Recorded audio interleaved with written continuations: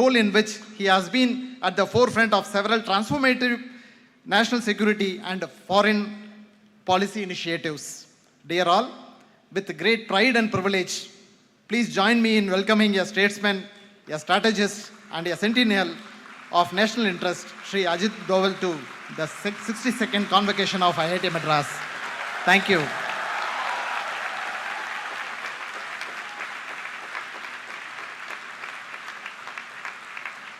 And a performer like Dr. Padma Subramaniam that we all heard, listening to a man who is only from the field of security. But nevertheless, Dr. Pawan Goenka,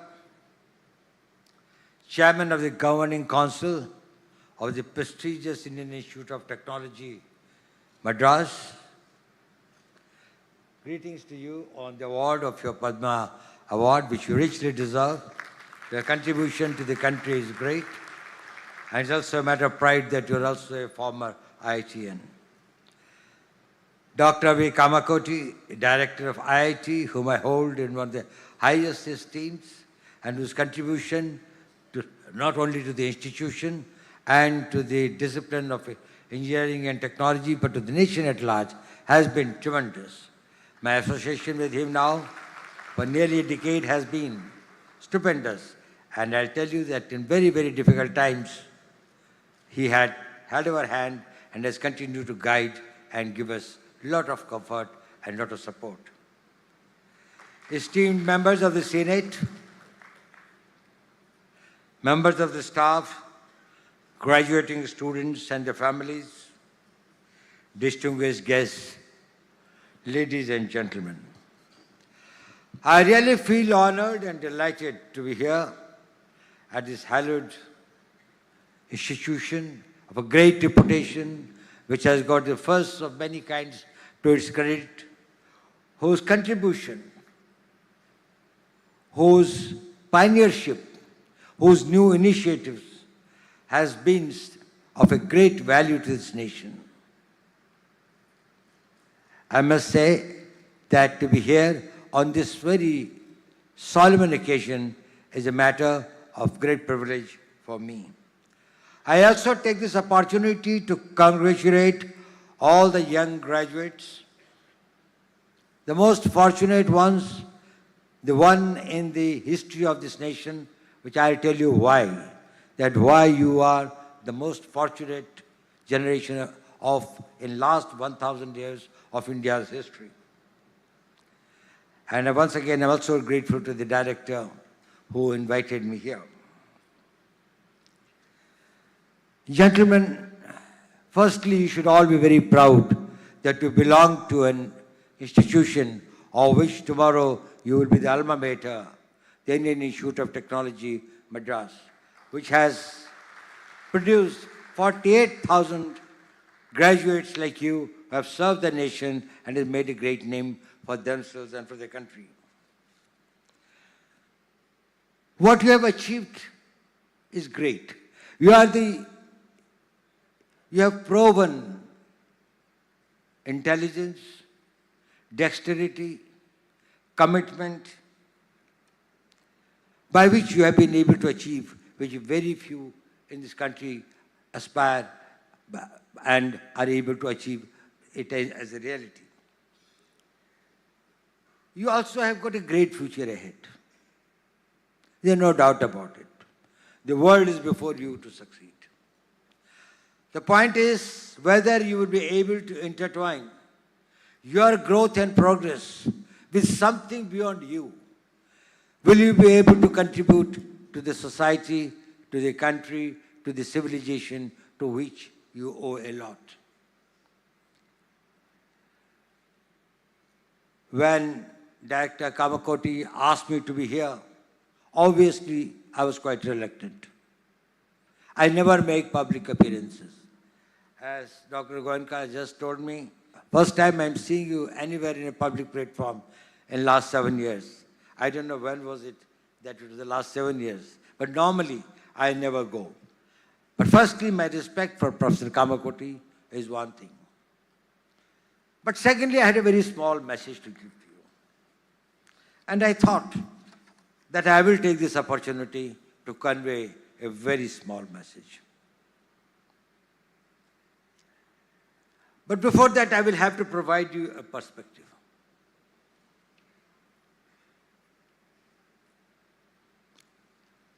You belong to a country, to a civilization which has been beleaguered, bled, dishonored, this thing for 1,000 years.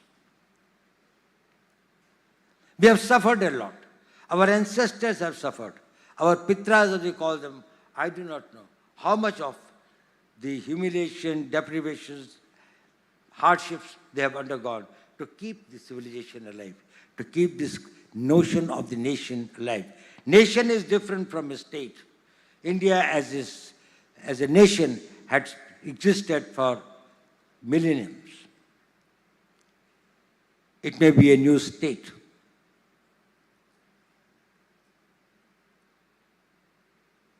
Even when we got independence in 1947, our GDP was barely $20 billion.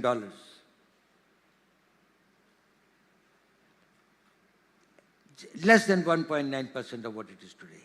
We had 80% population below the poverty line. And do you know, just a few years, or 2-3 years before the independence came, we suffered a famine in Bengal. It's a pity that nobody talks about it in India today. Do you know, as per the British records, how many people died in that starvation death, due to starvation death? There were 60 lakh people died. And there was nothing that was talked about it in the slave nation. That showed that the country's spirit had been enslaved to that extent that it became a non-event. Today, if there are 5 such deaths, the whole country will rise. The youth will you will find governments will fall. Deaths due to starvation because you could not eat. And therefore, 60 lakh people died, as per the records. That is the thing that we came, and as Dr. Goenka said, we will be completing 100 years of our independence 22 years from now. You will be at the prime of your careers. You will be in your mid-40s or late 40s. You would have experience. You will have the knowledge.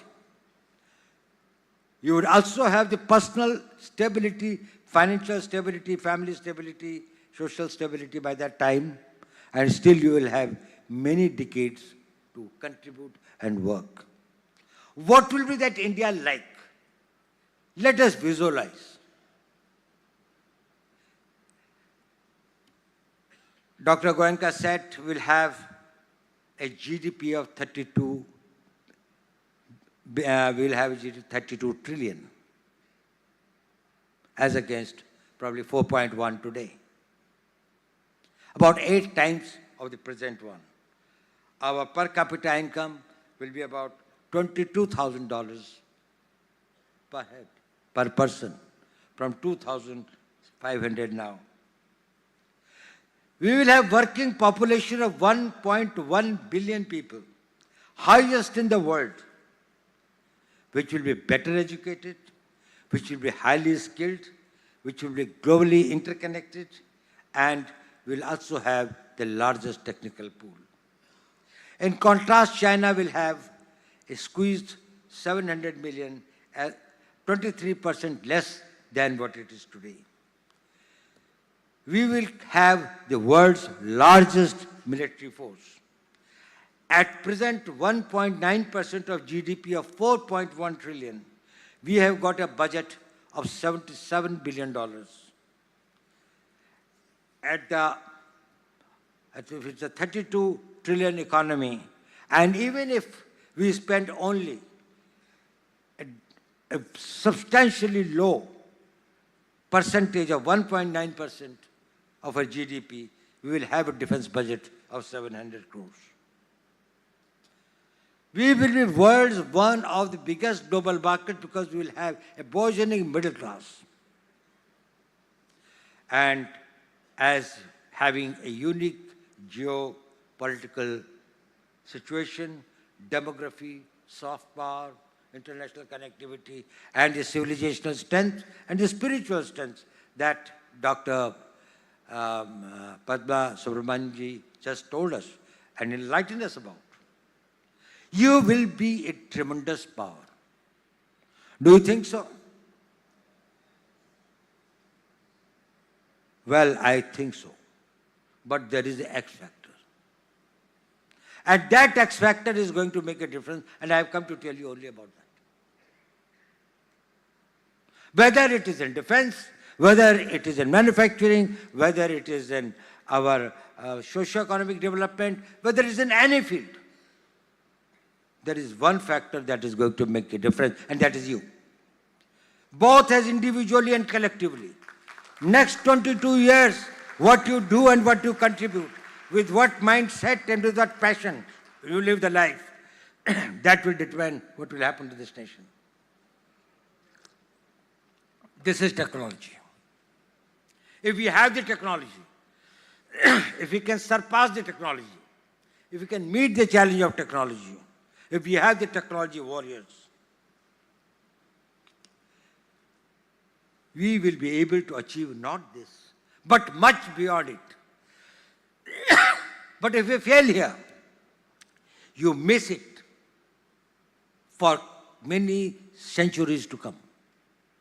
In the last 1,000 years, such a time has not come, and this is the generation who has got the time, and the challenge is yours. If you master it, countries' technological needs are going to be vast in every field, in every walk of life. We want it. But there are some critical areas. There are critical and emerging technologies that we'll have to probably look at with much greater, where we'll have to get much greater focus. It is important because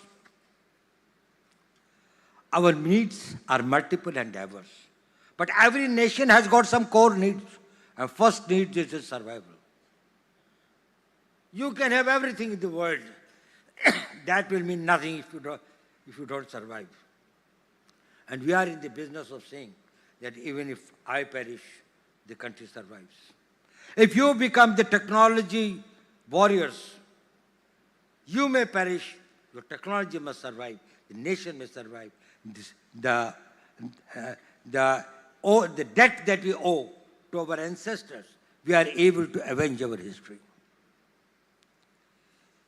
Indeed, we need an ecosystem of technology, high resources, infrastructure. But what we need most are the men like you. You must have heard many stories. There was a young scientist in Cambridge, young boy. In the Second World War, do you know who changed the history of the Second World War? You know him by the name of the man who started, father of computing. His name was Alan Turing. He found he could break the Enigma machine's code. And thereafter, all the U-boats and all the communications of the German army were intercepted, and the entire shape of the battle from 1943, from the late 42, actually it started turning. He died young at the age of 44. Very few of you know that he was a spy. He was an intelligence man working for the MI6. And he was inserted in this task of breaking the German code. Today, to guide, protect, and take this country ahead. You know, something happened in 2020. It was slightly a bad experience for us. We had a certain, this thing with some, we had a little fight. Of course, ultimately we were able to get everything, this thing. But certain decisions were taken. And one of the decisions that was taken is we are going to completely indigenize our communication systems, and 5G will not be imported from anywhere. It is necessary for our data protection, it is necessary for our communications, it was necessary for many security needs. At the same time, the country could not afford to lose the technology battle and remain behind and get decades behind. Chinese has taken over 22 years and spent about $300 billion for developing the 5G. We neither had that much of a time. I'm sorry, Chinese took about 12 years, not 22 years, 12 years. We neither had that sort of a time, nor even that sort of a money. Whom did we turn to? And that is why I said I owe a lot to Professor Kamakoti.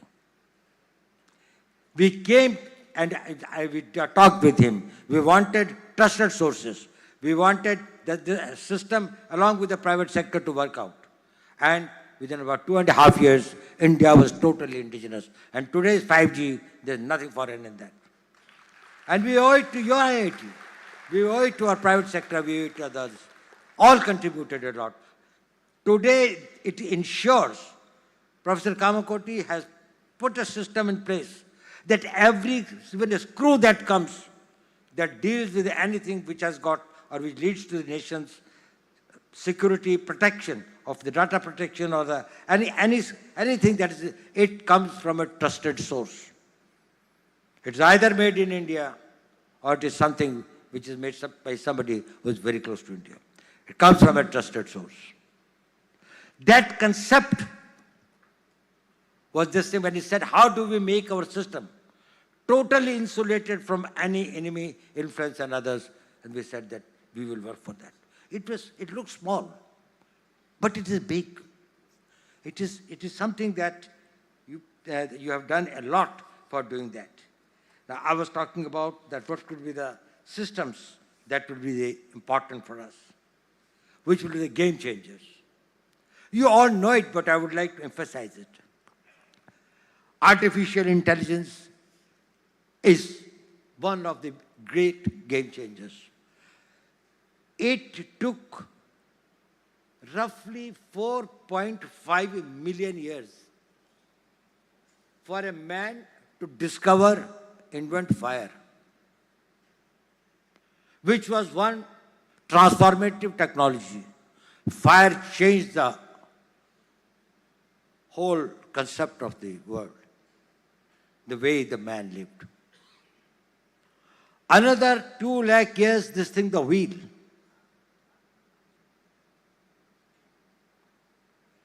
And then many such things came which we call as this thing, which take a shorter time, and others, your steam engine, printing press, computers and others.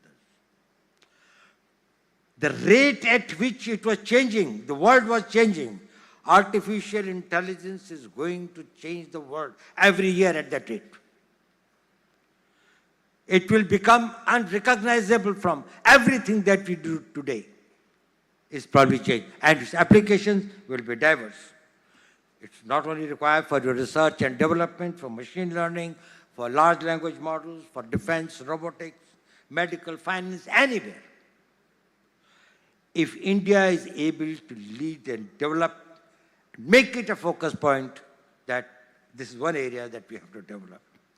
Another is about quantum, the quantum computing and its all applications. Utilizing the principles of superpositioning and entanglement, it can make tremendous difference in what we can achieve. It is going to make the classical computing much less relevant. This thing of the photons and others that we are talking about, actually the theory of particles are going to undergo a whole change. The way that from distances and others probably will make this thing, the conventional thinking of our this thing, that how particles will behave and this thing probably will be much more unpredictable. So in the computer discoveries, probably you will find that this whole new world opens. Semiconductors, now that is the building blocks of the modern technologies. Our chips for our battle tanks, for various types of things, that probably the chips are going to be a great thing. And then the space sciences, and I must compliment here Dr. Goenka, who has contributed tremendously in last 3 years in the new whole district that is opened up for the space sector, for the private sector, and we are doing very well in that. Whether it's in communications, it's in navigations, it's in satellite surveillance, geological mapping, rare earths and advanced materials, energy, etc. of this thing. Now, the link of the technology and warfare has been always very, very important. The caveman from his stove, from a sling with a stone, to the today's contactless warfare and the unmanned systems, has been a long journey. Do you know one of the biggest empires which ruled for 2,500 years? One of the most important reasons why it was defeated and was finished by the northeastern tribals of Europe, known as the Germanians, and later the Byzantines by the Turks. Because the Romans were good horse riders, but never used stirrups. Now stirrups are the iron this thing on which you stand. Whereas from the Genghis Khan time, from the Mongolian this thing, these tribals had known that on their horses and their ponies, they could stand in the stirrups. So you can play with the sword. Standing there, you can throw a spear with that. Whereas on the horse, where you are sitting on a blanket on top of it, you can only tumble down, if anybody wanted. Roman Empire got finished. It's the technology. Mughals brought here the Hemu's army and others, which was much more powerful than of the Babur and others. It was the bazookas, the gunpowder. The Mughals brought the gunpowder. And the Indian elephants started reversing their direction and stepping over their own troops. It is the technology. We have to develop our indigenous technology. Mention was made here of Sindoor. We are really proud of it, not for necessarily what people perceive, that how much of an indigenous content was there. We are proud of it, that some of the best systems that worked, whether it was our BrahMos systems, whether it was our integrated air control and command systems, whether it was our radars, whether it was the whole this of things that was being done at the battlefield surveillance about the position of theirs. We decided to have 9 terrorist targets in the crisscross of Pakistan. It was not only the border area something, which we thought were there this way. We missed none. We hit nowhere else except that. And it is also not that was a very, it was precise to the point where we knew who is where. Entire operation was started at 5 minutes past 1 and was over at 28 minutes past 1. 23 minutes.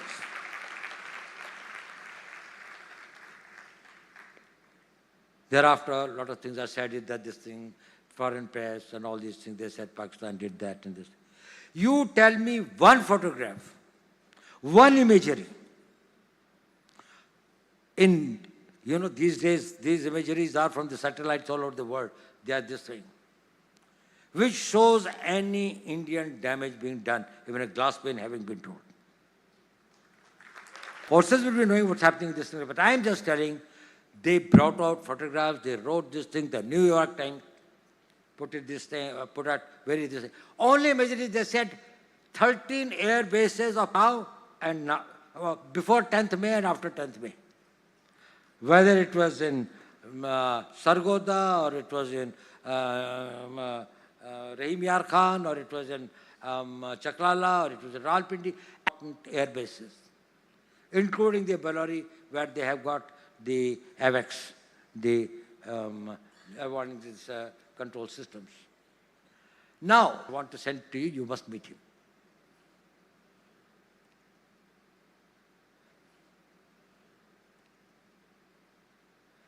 I said, okay, send him sometime. So he came, he told me. I said, how do you know General McMaster? He said, I provide some services to the American Defense Forces. I said, what's your background? And then he told me something about his this thing. When I learned that he was a person who was the founder and CEO of Rhombus, he was providing on the basis, he started it, on the basis of the open information about the position of the satellites and what they were taking the imageries and some of these things, the entire forecasting model for next 24 hours for Pakistan, for American Army. Then the American Army started supplementing it with their own data. And he became extremely this thing, and this Rhombus Corporation became one of the very, very powerful organizations with very high technology, using AI, using particle these things, and multiple of other technologies and others. Then I asked him, I said, okay, it's very good. I'm impressed with what you said. We checked it up with these things also. We found tremendous disease. His predictions are 70% right about anything relating to defense and military activities taking place anywhere in the world. He said, sir, I've come to you, I carry a sense of guilt. I said, why? I said, you've done so well in life. He said, sir, I've done so much for the Americans, this thing. I'm an IITian, but I could not do anything for my country. I want to do something for my country. But I said, we have got problems. You have taken American citizenship. And therefore, we can't integrate you with the system. He said, don't bother. You don't give any data. I will work on the basis of the open data. And I will teach your people how to manage it. After I go, you integrate the data with your own people to find out this thing. We have started working with him. And he said, I don't want to do it for money. It's not for money. This is the spirit that I want each one of you to go. Will you have that passion for your nation? Think that you realize it a little too late. Or you will realize in 2025 that you have to take the country in 2047 where its destiny is, where it is destined to. Make it a proud country in major military terms and economic terms, in science and technology, and everything and every area of the human activity. If you can manage your time, you can manage your energy, and you can manage your mind and spirit, you can achieve it. And you are not the first. Many more have done it, but only today you have got the opportunity. I did not have the opportunity. I was not an IIT. Actually, when I this thing, the IITs were just started coming up. There was hardly this thing. We also did not have that much, and the country did not have that much of a money. Today, the country has money to invest in science and technology. Next year, it will be probably another 1 trillion added to our country's growth. Probably we are going to become more this thing. Very few institutions today will say that they have got dearth of resources. Ecosystems is being built up. Infrastructure is being built up. Testing equipment and others will be available. If not, we will do it. Your alumni are a great asset. All over the world they are there, and they have been contributing a lot. I must say that, well, their contribution has been fantastic. But will you be looking at it only as an opportunity? You will make the life comfortable for you. You will be able to go for more of holidays to Mediterranean and other climatic countries, this country, and thereafter.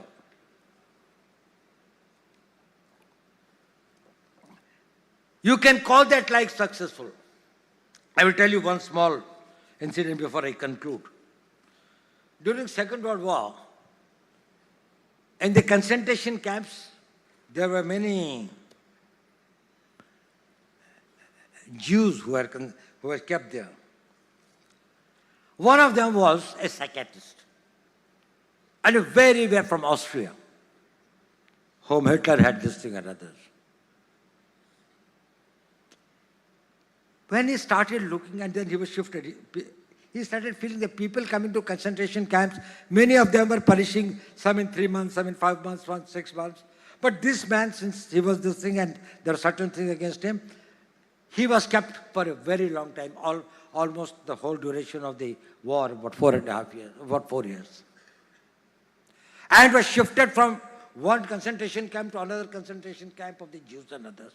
He found hundreds of Jews, rather thousands of Jews dying. But even strangely, some survive. And he started taking notes. He said he writes. He wrote a book after coming out. There is an old lady of 74 or 75. She said, I don't know when the war will be over, but I have to go back home. He said, why? They said, they brought me and my son daughter-in-law. But my granddaughter, about 4 years is left behind. I have to go back to get her. And groom her, train her, whatever is that, bring her up and all these things. I feel very restless. I want the war to be over. She survived. Then, few years after the war, he met this old woman on the street with a teenager girl. He said, how are you? He said, fine. He said, this is my granddaughter. She found this old lady was now healthier, looking better than others. So he wrote a book, which became one of the bestsellers. And also in psychology, it's one of the game-changing contribution. His name was Viktor Frankl. He said, the name of his book was, well, I think it was, whose life has a meaning, only they survive. You are useless when your life loses its meaning. You may be a billionaire or you may be a pauper, it doesn't matter. As long as there is a meaning, you will survive. You live to achieve something. If you have got nothing to achieve, if you have got nothing to, you can't pay this thing after the match is over. If there is no goal post, where is this thing of my skills? You give me a goal post. Even out of death I will come out. Your willpower, your spiritual power takes you out. This institution gives you the meaning. Your energy gives you the meaning. Your circumstances of this thing give you a meaning. This nation gives here with you. I am over 80. I have lived my life. But I know this country has got a very great future. But there is a factor, and that is you. Do your best and give your best. I wish you my best wishes.